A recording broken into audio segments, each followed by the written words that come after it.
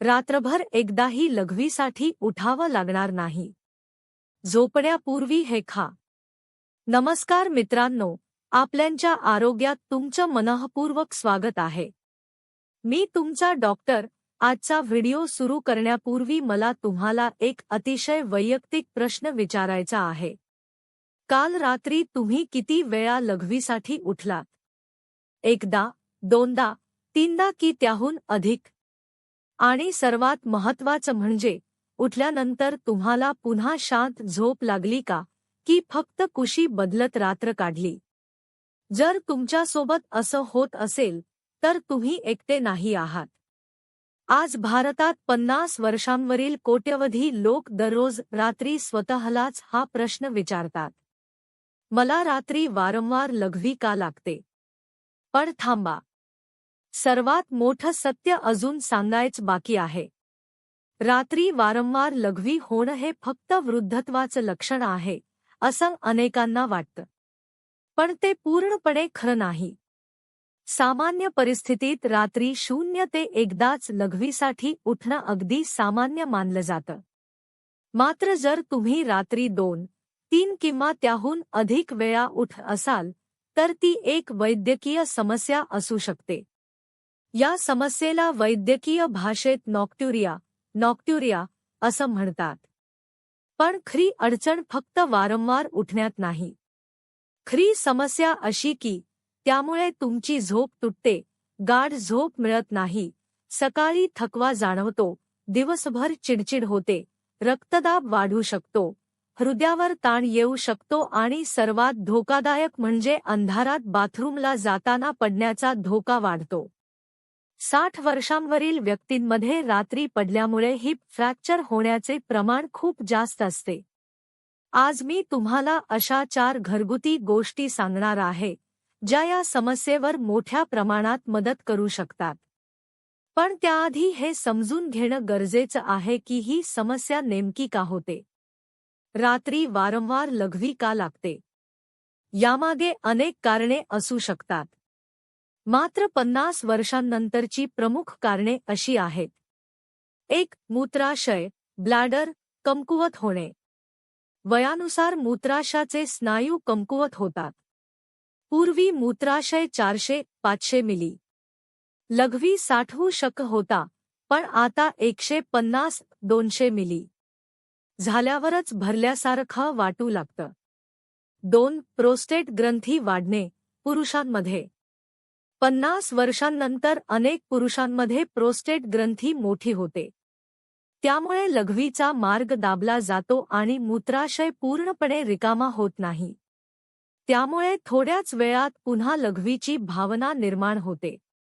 3. अँटीडायुरेटिक hormone कमी होणे. रात्री शरीरात हार्मोन तयार होतो. हा हार्मोन मूत्रपिंडांना, किडनी, रात्री कमी लघवी तयार करण्याचा संदेश देतो. वयानुसार हा हार्मोन कमी तयार होऊ लागतो आणि त्यामुळे रात्रीही दिवसाइतकीच लघवी तयार होते. 4. पायांमध्ये पाणी साचणे. दिवसभर उभं राहिल्यामुळे किंवा बराच वेळ बसून राहिल्यामुळे पायांमध्ये पाणी साचतं. रात्री झोपल्यावर हे पाणी पुन्हा रक्तप्रवाहात मिसळतं आणि मूत्रपिंड ते अतिरिक्त पाणी लघवीद्वारे बाहेर टाकतात. 5. मधुमेह किंवा उच्च रक्तदाब. जर रक्तातील साखर किंवा रक्तदाब नियंत्रणात नसेल, तर मूत्रपिंड अधिक प्रमाणात लघवी तयार करतात. काही महिन्यांपूर्वी माझ्याकडे 65 वर्षांचे एक गृहस्थ आले. आपण त्यांना येथे गुप्ता काका म्हणूया. ते कोणत्याही गंभीर आजारासाठी आले नव्हते. त्यांची एकच तक्रार होती. ते म्हणाले, डॉक्टर, सकाळी उठणं खूप कठीण झालं आहे. असं वाटतं की जणू रात्रभर एखादी लढाई लढलो आहे. त्यांच्या आवाजात प्रचंड थकवा होता. पुढे ते म्हणाले, पाठ दुखते, गुडघे आखडतात आणि कोणतंही काम करावंसं वाटत नाही. सकाळी 9-10 वाजेपर्यंत शरीरात ताकदच येत नाही. मी त्यांना विचारलं, संध्याकाळी काय खाता? ते म्हणाले, फक्त चहा. कधी कधी बिस्किट. फार भूक लागत नाही. मी विचारलं, रात्रीचं जेवण किती वाजता करता? ते म्हणाले, रात्री 9-10 वाजता. मग थोडा टीव्ही पाहतो आणि झोपतो. हे ऐकताच मला सर्व समजलं. हा कोणताही आजार नव्हता. त्यांचं शरीर अक्षरशः उपासमारीच्या स्थितीत होतं. संध्याकाळपासून सकाळपर्यंत जवळपास 12 ते 14 तास त्यांचं शरीर योग्य पोषणाशिवाय काम करत होतं. आम्ही त्यांची तपासणी केली. जवळपास सर्व रिपोर्ट सामान्य होते. पण काही गोष्टी चिंताजनक होत्या. हिमोग्लोबिन सीमारेषेवर होतं, व्हिटॅमिन कमी होतं, प्रथिनांची पातळी कमी होती आणि मॅग्नेशियमही कमी होतं. म्हणजे त्यांचं शरीर हळूहळू आतून रिकामं होत होतं आणि त्याची किंमत त्यांना रोज सकाळी थकव्याच्या रूपाने मोजावी लागत होती. मी त्यांना सांगितलं, तुम्ही आजारी नाही. तुमचं शरीर भुकेलं आहे. आता त्याला योग्य वेळी योग्य पोषण देण्याची गरज आहे. हे ऐकून त्यांनी विचारलं, मग मला महागडे सप्लिमेंट्स घ्यावे लागतील का? मी हसून म्हणालो, नाही. तुम्हाला फक्त 2 गोष्टींची गरज आहे आणि त्या तुमच्या स्वयंपाकघरात आधीपासूनच आहेत. त्या 2 गोष्टी कोणत्या आहेत? पण त्याआधी एक महत्त्वाची गोष्ट समजून घ्या. सकाळचा जडपणा मुख्यतः 3 पोषकतत्वांच्या कमतरतेमुळे येतो. पहिली म्हणजे प्रथिनांची, प्रोटीन कमतरता. रात्रभर आपलं शरीर स्नायूंची दुरुस्ती आणि पुनर्बांधणी करत असतं. पण जर शरीराला पुरेसं प्रथिन, प्रोटीन मिळालं नाही, तर सकाळी स्नायू कमकुवत होतात आणि शरीर जड वाटू लागतं. दुसरी कमतरता म्हणजे लोह, आयर्न आणि जीवनसत्वांची. रात्रभर शरीर लाल रक्तपेशी तयार करत असतं. पण जर पुरेसं लोह आणि जीवनसत्व मिळाली नाहीत, तर सकाळी शरीरात ऑक्सिजनचं प्रमाण कमी पडतं आणि थकवा जाणवतो. तिसरी कमतरता म्हणजे मॅग्नेशियमची. रात्रभर मॅग्नेशियम स्नायूंना आराम मिळवून देण्यास मदत करतं. पण त्याची कमतरता असेल तर सकाळी स्नायू आखडलेले राहतात आणि वेदना जाणवतात. आता प्रश्न असा आहे की अशा कोणत्या 2 गोष्टी आहेत ज्या या तिन्ही गरजा पूर्ण करतात? पहिली गोष्ट मेथीदाणे, मूत्राशयाचे खरे मित्र. मेथीचं नाव घेतलं की बहुतेक लोकांना सर्वप्रथम मधुमेहाची आठवण येते. पण मेथी ही मूत्राशयासाठीही अत्यंत उपयुक्त मानली जाते. मेथीत सॅपोनिन, भरपूर तंतुमय घटक, फायबर, मॅग्नेशियम आणि दाह कमी करणारे नैसर्गिक घटक असतात. सर्वात महत्त्वाचं म्हणजे मेथी मूत्राशयाच्या स्नायूंना मजबूत करण्यास आणि त्यांना शांत ठेवण्यास मदत करते. ती कशी कार्य करते? जेव्हा मूत्राशय कमकुवत होतो, तेव्हा त्याचे स्नायू अगदी थोडी लघवी साचली तरी आकुंचन पावतात. त्यामुळे वारंवार लघवीची भावना निर्माण होते आणि मूत्राशय पूर्णपणे रिकामा होत नाही. मेथी हे स्नायू अधिक सक्षम बनवण्यास मदत करते. तसेच सौम्य संसर्ग किंवा सूज असल्यास ती कमी करण्यासही मदत करू शकते. योग्य पद्धत: 1 चमचा मेथीदाणे, 1 ग्लास पाणी. रात्री झोपण्यापूर्वी मेथीदाणे पाण्यात भिजत ठेवा. सकाळी उठल्यावर रिकाम्या पोटी ते पाणी प्या आणि मेथीदाणे चावून खा. कालावधी: सलग 4 ते 6 आठवडे. लक्षात ठेवा, मेथीचा परिणाम हळूहळू दिसतो. 1-2 दिवसात फरक जाणवत नाही. पण 2-3 आठवड्यांनंतर रात्री कमी वेळा लघवी लागणे, लघवीची तीव्रता कमी होणे आणि झोपेची गुणवत्ता सुधारणे असे बदल जाणवू शकतात.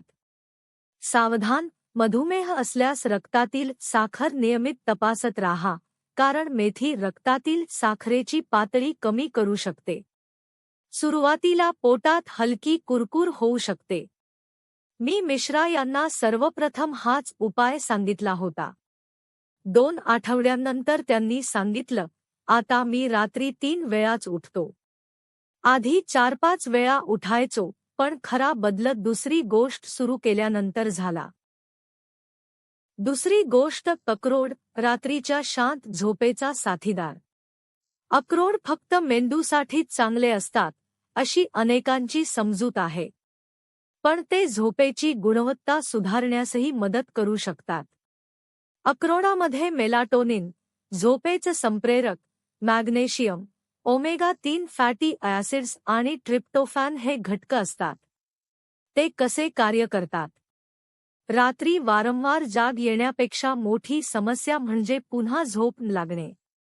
अक्रोडातील मेलाटोनिन शरीराचं जैविक घड्याळ संतुलित ठेवण्यास मदत करतं, तर मॅग्नेशियम मूत्राशयाचे स्नायू शांत ठेवण्यास सहाय्य करतं. यामुळे रात्री कमी वेळा जाग येऊ शकते.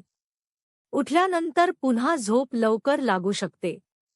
झोप अधिक गाढ होऊ शकते. योग्य पद्धत. प्रमाण 3 ते 4 अक्रोड.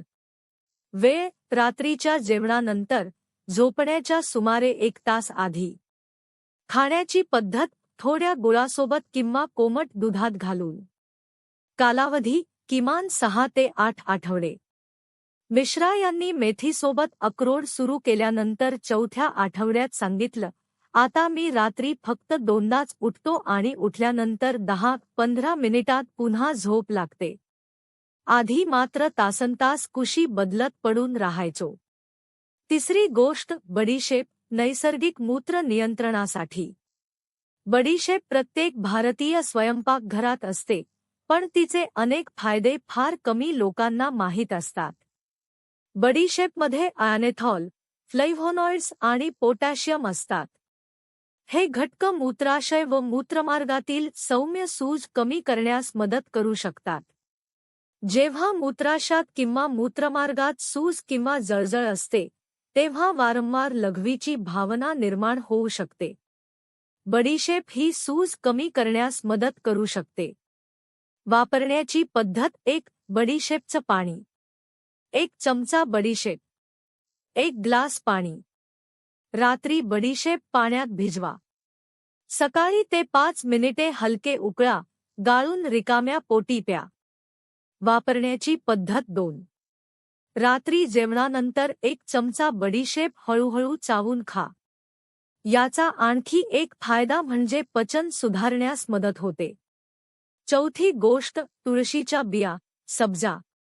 आता आपण अशा गोष्टीबद्दल बोलूया जी अत्यंत उपयुक्त आहे, पण फार कमी लोकांना तिचे फायदे माहीत आहेत. लक्षात ठेवा, येथे तुळशीची पाने नव्हे, तर तुळशीच्या बिया, सब्जा याबद्दल बोलत आहोत. सब्जामध्ये omega three fatty acids, mucilage, magnesium, potassium आणि अँटीऑक्सिडंट्स असतात. पाण्यात भिजवल्यावर या बियांभोवती जेलसारखा थर तयार होतो. त्यामुळे शरीरात पाणी हळूहळू उपलब्ध होत राहतं आणि शरीराचं जलसंतुलन राखण्यास मदत होते. यामुळे मूत्राशयावर अचानक ताण येण्याची शक्यता कमी होऊ शकते. योग्य पद्धत. 1 चमचा सब्जा. 1 ग्लास पाणी. संध्याकाळी 5 ते 6 वाजता बिया पाण्यात भिजवा. 15-20 मिनिटांनी तयार झालेलं पेय हळूहळू प्या. वेळ. झोपण्याच्या 3-4 तास आधी. झोपण्यापूर्वी लगेच हे पिणे टाळा. सावधान. प्रथम कमी प्रमाणात सुरू करा. गर्भवती महिलांनी किंवा गंभीर मूत्रपिंडाचा आजार असलेल्या व्यक्तींनी डॉक्टरांचा सल्ला घ्यावा. दैनंदिन दिनक्रम.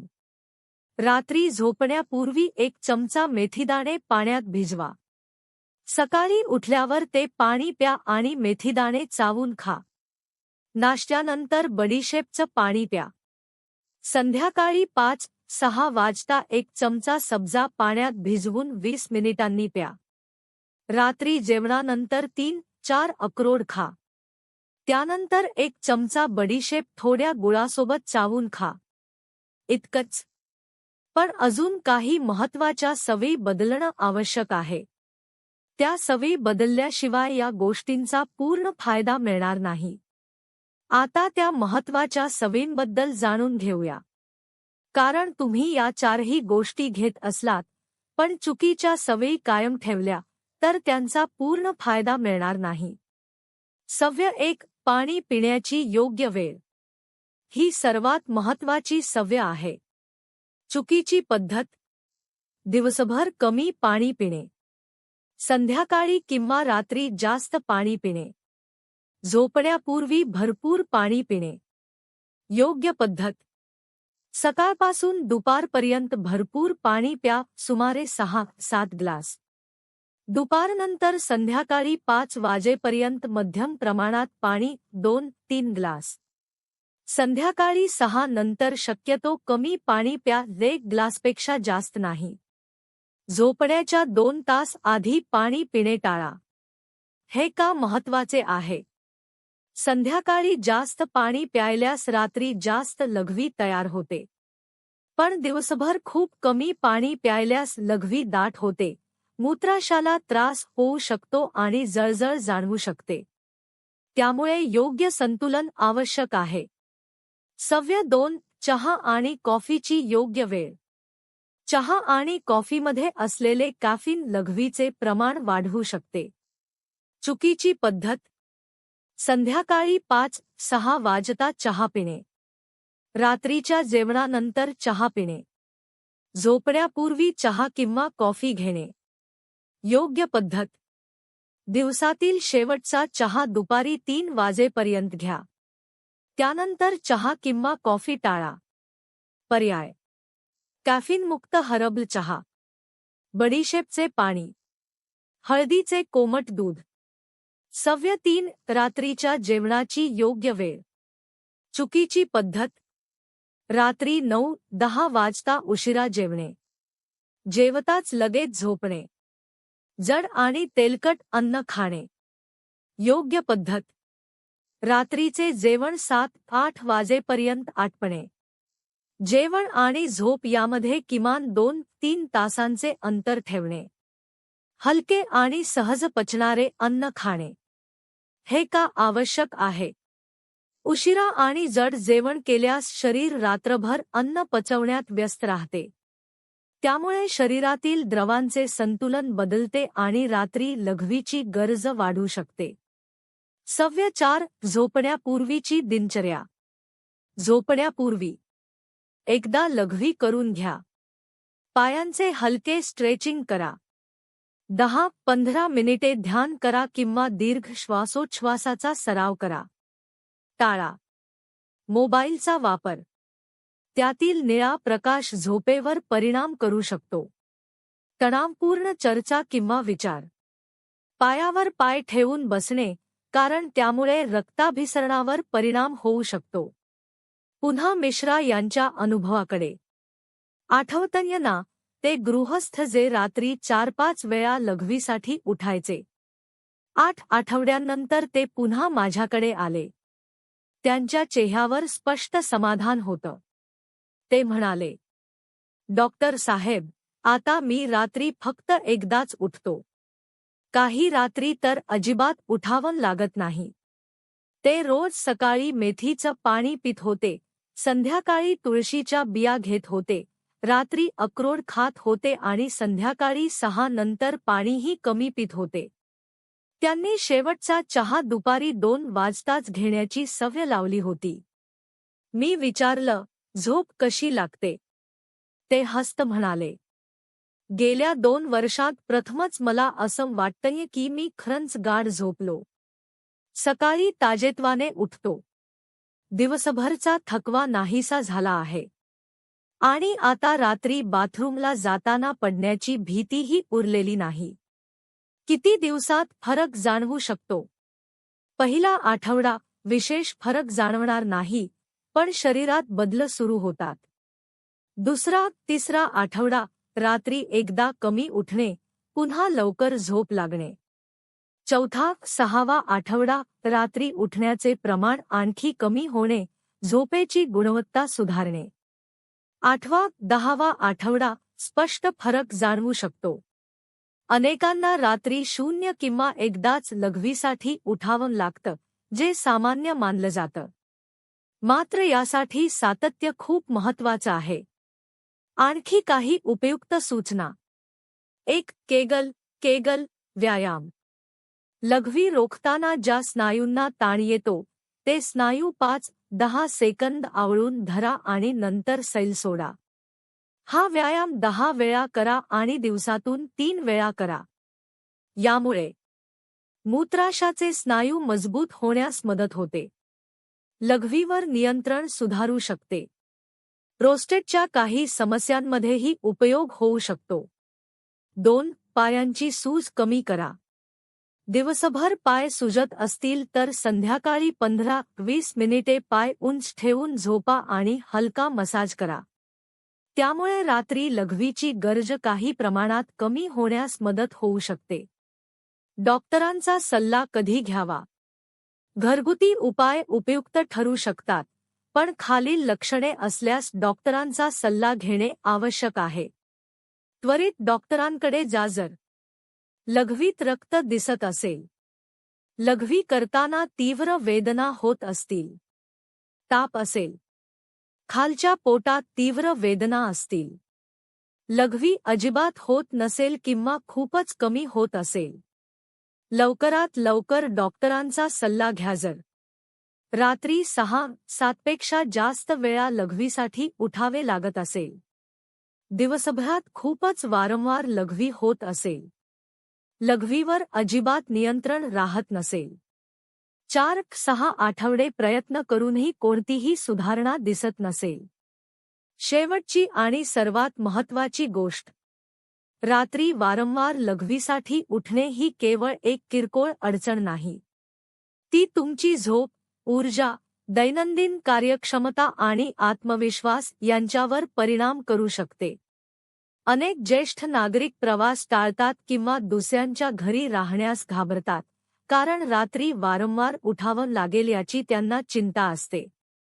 मात्र योग्य सवयी, संयम आणि काही सोपे घरगुती उपाय यांमुळे या समस्येवर नियंत्रण मिळवण्यास मदत होऊ शकते. या व्हिडिओमधील 4 गोष्टी लक्षात ठेवा. मेथीदाणे, अक्रोड, बडीशेप, तुळशीच्या बिया, सब्जा. यासोबत योग्य सवयी अंगीकारा आणि शांत, गाढ झोपेचा आनंद घ्या.